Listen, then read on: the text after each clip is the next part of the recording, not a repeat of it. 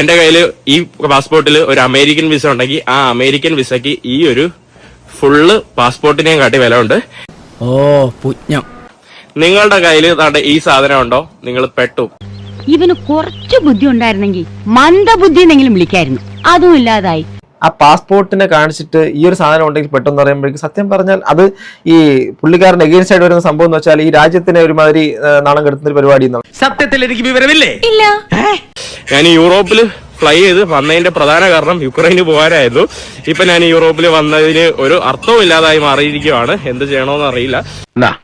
എന്റെ മോൻ പോയി തൂങ്ങിച്ചത്. ഇന്ത്യക്കാർക്ക് 40 രാജ്യത്ത് പോവാം, 50 രാജ്യത്ത് പോവാം, 60 രാജ്യത്ത് പോവാം. അത് കാണുമ്പോൾ പലരും വിചാരിക്കും ഇന്ത്യൻ പാസ്പോർട്ടിന് ഭയങ്കര വിലയാണെന്ന്.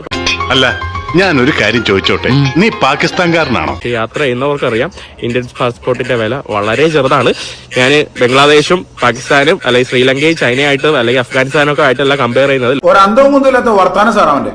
ലോകത്ത് 195 രാജ്യങ്ങൾ ഉണ്ടെന്ന് ഓർക്കണം. അത് വെച്ച് കമ്പയർ ചെയ്യുമ്പോൾ ഇന്ത്യൻ പാസ്പോർട്ടിന്റെ വില വളരെ ദയനീയമാണ്. ഇന്ത്യൻ പാസ്പോർട്ടായിട്ട് ജനിച്ചതാണ് എന്റെ ജീവിതത്തിലെ ഏറ്റവും വലിയ ഫെയിലിയർ എന്നാണ് 90-ലധികം രാജ്യങ്ങൾ ഇന്ത്യൻ പാസ്പോർട്ട് വെച്ച് സന്ദർശിച്ച മാഹിൻ പറഞ്ഞിരിക്കുന്നത്. ഇയാളെന്താ പൊട്ടനാ? ഒരു രാജ്യത്ത് പോയി കഴിയുമ്പോഴത്തേക്കിനും അവർക്ക് ചിലപ്പോൾ സംശയം ഉണ്ടാവാം, ഈ പറഞ്ഞ പോലെ ഇവൻ എന്തിനാണ് ഇവിടെ വന്നത്, അനധികൃതമായിട്ട് ജോലിക്ക് വന്നതാണോ, അല്ലെങ്കിൽ ഇവിടെ നമുക്ക് ബാധ്യതയാവാമെന്നാണെന്നൊക്കെയുള്ള ഡൗട്ടൊക്കെ ഉണ്ടാവാം. അതുകൊണ്ടായിരിക്കും നമ്മളെ ഇത്തരത്തിൽ ചോദ്യം ചെയ്യും.